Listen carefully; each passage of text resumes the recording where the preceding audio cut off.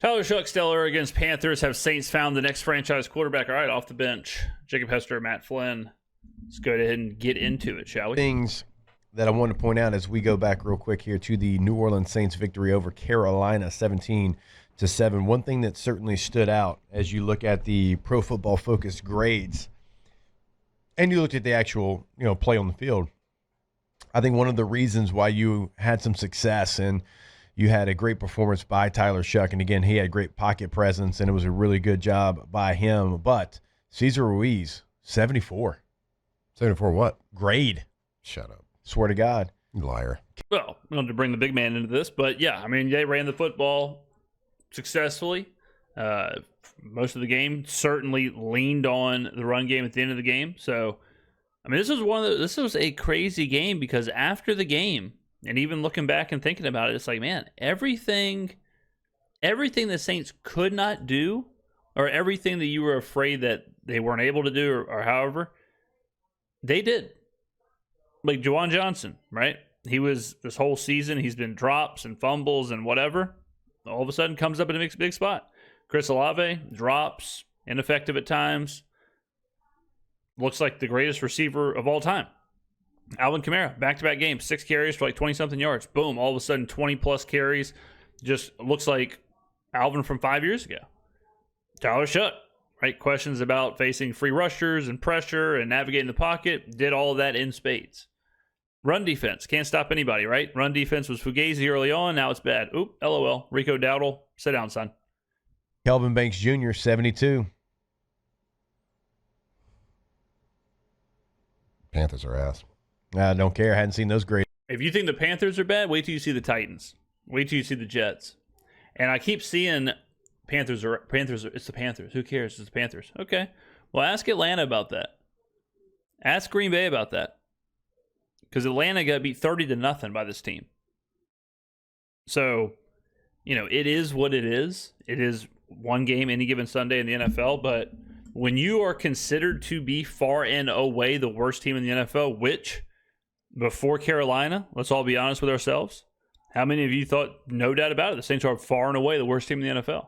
So when you're supposed to be far and away the worst team in the NFL, you don't say, well, it's Carolina. Carolina's got 5 wins. All right, now are they Fugazi wins? Is it, we can talk about that a different day. But when you're 1-8, and when people are asking for Gayle Benson to sell the team walking into the game, I don't care who's on the other side of the field. In a long time, certainly. That's amazing. Cesar Ruiz. Good for them. Pass blocking grade for Caesar, 88.6. He had been in the 40s. He'd been in the 30s. 30s, yeah. Don't look now. Don't let that man get hot. Let's see who else. So Kelvin Banks, 87.8.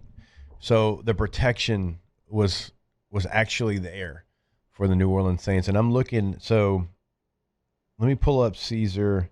Let me see if I can pull up the totality. The protection was there, but Shough did his. Yeah, I don't know if I don't know if I would sit there and be like, yeah, the protection was there. He was certain. They were certainly getting after. They were collapsing that pocket. Alvin was getting hit a lot behind or at the line of scrimmage and making things happen. Shough made a lot happen in the face of pressure. Moved around it. Broke free a couple times. So it wasn't like he just was a statue back there and he had all day. Best work. And it wasn't like Alvin was getting these huge gaping holes either. On unscheduled plays, though, certainly. So, Yeah. Okay, and if you want to try to, find maybe some differences here, all right? So this was Caesar graded, pass blocking grade at 88.6, okay? The week before, he was 65. The week before that, he was 63.3. The week before that, he was 49.1. Week 3, he was 47.3. Week 2, he was 35.7. And this isn't That's gone up every week. On Cesar Ruiz. It's like, no, it's just actual NFL level protection that they finally Avo were able to give. in the their chat here quarterback. said that Cesar Ruiz cheated on his test this week. Well, he needs to cheat every He week. sat next to a smart person. Well, good for him. He needs to do it every single week. I think you just read off all the grades the past couple of weeks. It looks like there's improvement every single week. Now it started in the 30s. Started from the bottom. Now we here. But that's kind of what we were talking about earlier in the season, where it's like, look, we don't need these guys to be the best players in the NFL. We need them to just exist, right? And sometimes we would look at these grades and they're in the 30s and 40s, and it's like, guys, y'all aren't even being serviceable, starting level players. we're not even discussing like good. Just be below average. Now, it wasn't for everybody. I mean, the right side of left side. Left guard 45.5. Your right tackle is 55, so not horrible. I mean, not good. Like I said, the offensive line wasn't like Shough wasn't back there just sitting there for 5 seconds. The offensive line was just perfect pocket. Alvin wasn't just running through giant holes in the run game. The offensive line was whatever. Honestly, I thought was kind of weak if you look across the board of how the entire team played. I would say special teams and offensive line was probably our 2 weak spots. Luke Fortner, actually, I thought he played well. Let's see. I did too. Overall grade 69.2. Pass except for the pump fake snap. Grade 78.3. So It will just, I mean, when McCoy went down, everyone said, "Oh, that's by far your best lineman. You're going to struggle there." I thought he's played well. yeah. What's funny though, like these grades are great, but to Matt's point, I thought Tyler Shough was best whenever he kind of created on his own a little bit. So yeah, for extended the play a little bit. The coverage got lax because they thought he was either down or he was going to take off, and he did a really nice job of stepping up and then kind of going sideways down the line of scrimmage to buy some more time, and he found 2 guys I know open off that were big plays. Absolutely. And it started out early on in that, was it the scramble at the middle? Is it a pass to Johnson early? Yeah. On the left side of the field, down the field. Great throw, great pocket presence. Keep your eyes down the field, finding a guy, making the play. That's what you got to do. And I thought he played a great game. If he could start stacking games like that. Oh, man, if he stacks games like we saw against Carolina, I mean, he not only is he the starter, but you're feeling pretty damn good.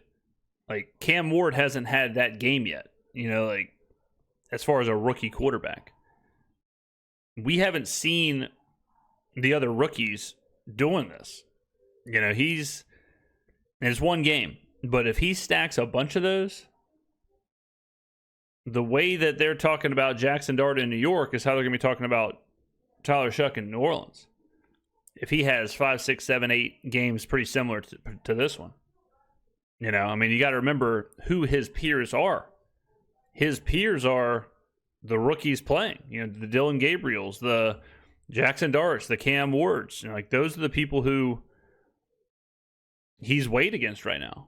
And you look at those guys, and you look at Shough here. Yeah, if he stretches out this performance and it's a consistent thing. If that is going to be Tyler Shough's normal type of game, then the Saints got a good one. Yeah. We got it. Like I can't wait to see him play again. Can't wait to see his offense play again. You hope it wasn't just like a flash of the pan. I don't think it was. I mean, those were real football. I mean, it wasn't like an accident. It wasn't that I accidentally found him. They presented you some open guys when you were able to extend the play, and you took advantage of it. And that's. I think, even like the touchdown and all that stuff, that's going to get the headlines. But I keep going back to that 3rd and 18. It was 3rd and 18, and Shough stepped up and delivered a 16-yard absolute bullet strike in between 2 defenders, and they ended up punting. It was 4th and 2, and they ended up not going for it and punting. But even that, it's like, whoa. What was that? That's one of those throws and one of those plays where it's kind of a throwaway because of the situation of how the game played out. But that isn't common. It's not common to just on 3rd and long be able to have the arm strength or the wherewithal or whatever to let that thing rip and pick up that yardage. That certainly is not something we've seen in New Orleans for a while.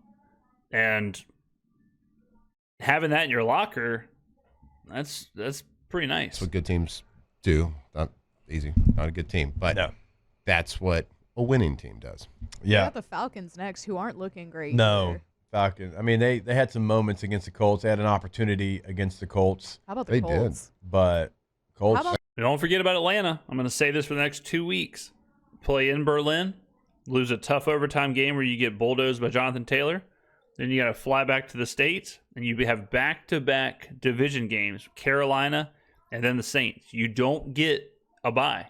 So they're coming off of international travel straight into 2 weeks of pretty serious competition.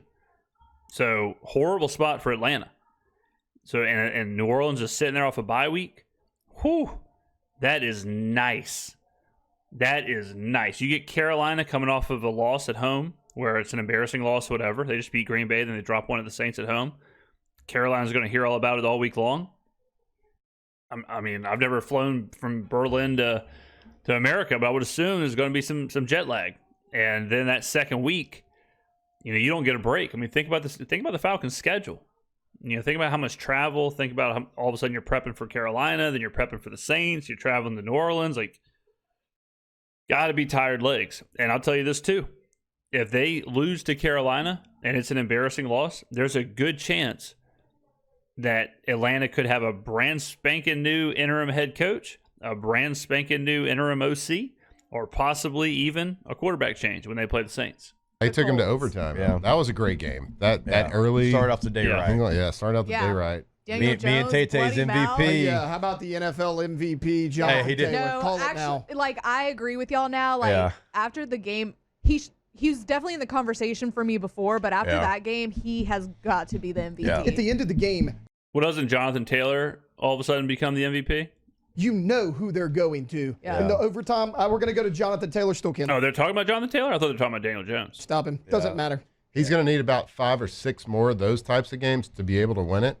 Hell yeah, if he has 250 yards and 3 touchdowns, it's easy math for a running back and a wide receiver. You got to basically break the single season record to even be in the conversation. That's the starter. The starting number is 2,000 yards, and then more than likely you got to break the record to get the MVP. That's just how it is now in the NFL. It's a quarterback award. Yeah. He can do it, though, because he's had about 5 already, to your point. Like I don't know, he can do dude. it. Well, look at what Stafford's doing right now. I get it. He's my MVP. I think in the last couple of games he's had, 4 touchdowns, 4 touchdowns, no interceptions, 5 touchdowns, no interceptions, and 4 touchdowns, no interceptions. I mean, right now Drake May's probably your MVP, but I understand. I mean, Stafford's a good shout too. I think the last 3 games. That's an impossible momentum to keep, but it's also impossible for Jonathan Taylor to have those types of games every single week. Only 2 I get it. interceptions He was on the averaging season. 6 yards a carry. What's Stafford's touchdowns on the season? 25. 25 touchdowns, 2 interceptions right That's now. pretty sporty. But like Stafford, if Stafford's flirting with 50 touchdowns and 5 picks or something, it's pretty tough for Jonathan Taylor or whoever to usurp him. I mean, 400 yards. It's going to be a good race because It's going to be a good Jonathan race. Taylor and Darnold's up there That's too. unreal. Yeah. He's unreal. But yeah, Bloody Jones That out was here. good, yeah. Who thought Daniel Jones was a badass? He's leading the league in passing yards. I saw a good tweet yesterday. It was a Hearsay. screenshot of Indiana Jones with the blood on it. It looks like he had red lipstick on. Yeah. And somebody was talking about how Caleb Williams is so pissed because another quarterback's wearing lipstick. Edgy. Off the bench. Edgy comedy. Damn. Should have thought of that. Ah, beat me to it. All right, there you go. There you go, ladies and gentlemen. All right. Keep stacking them up. Keep stacking them up, New Orleans. Keep stacking them up. All right, get on down in the comments below. Thank you for watching, and I will see you in the next video.